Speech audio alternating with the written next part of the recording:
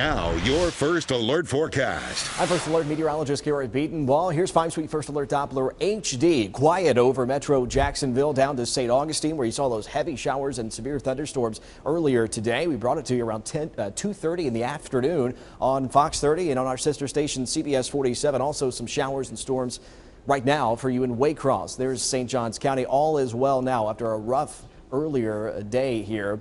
We had that tornado. Here's a 12-hour time lapse of that severe thunderstorm that produced the EF0 80-mile-per-hour wind tornado for you in Elkton and around that area near Elkton. So you can see here there's State Road 207. There's that tornado marker there indicating where the confirmed tornado was in Elkton. Also some heavy rain for you in Crescent Beach and a lot of cloud to ground lightning. So here's 5-Sweet First Alert Doppler HD over Metro Jacksonville. This will be having some more showers and storms on it for tomorrow. And right now in Ware County, Blackshear, Pierce County, you're also seeing this heavy rain moving off to the north and east for you. 2 to 3 inches plus of rain has fallen in the past 2 to 3 hours. So if you've come upon a flooded roadway this evening, turn around, don't drown. You don't know how deep it is. Here's some rainfall totals indicated by First Alert Doppler HD for the Elkton area, around 1 to 2 inches of rain. So that heavy thunderstorm that was severe definitely put down a bunch of rain. Here's a First Alert photo from Neptune Beach, that noontime storm that came through. Look at that shelf cloud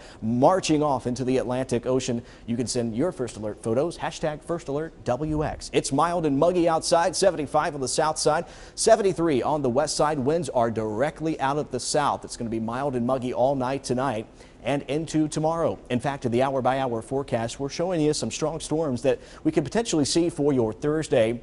Here's around lunchtime, possibly beginning to develop around the I-75 corridor, moving to the north and east. Even across Metro Jacksonville, there's around 1:30 to 2 o'clock and bowing out. So we could be seeing some possibilities of a few damaging wind gusts with these storms as we go into the evening. There's around 5 to 6, so it could be out of here by the evening commute. We'll just have to monitor the storm trends for tomorrow and more isolated in nature by Friday. Closer into Duval County for your Thursday, there's 1 o'clock in the afternoon, 2, 3, 4, and we're seeing that increase in showers and thunderstorms, locally heavy rain as we go through the early to mid-afternoon. There's around 5:30, so possibly out of here by the evening commute. We'll just have to keep tracking that. So tomorrow, a First Alert weather day, definitely with more coverage and the timing and the impactfulness of those showers and storms and potentially strong storms. The main threats: flooding and damaging winds. That heavy rain, quick period of time, could cause some ponding on the roadways. Hail is low and tornado threat low, but not zero for tomorrow. Of course, we keep you updated here in the First Alert Weather Center, first on air, online, and on the Action News Jax First Alert Weather app.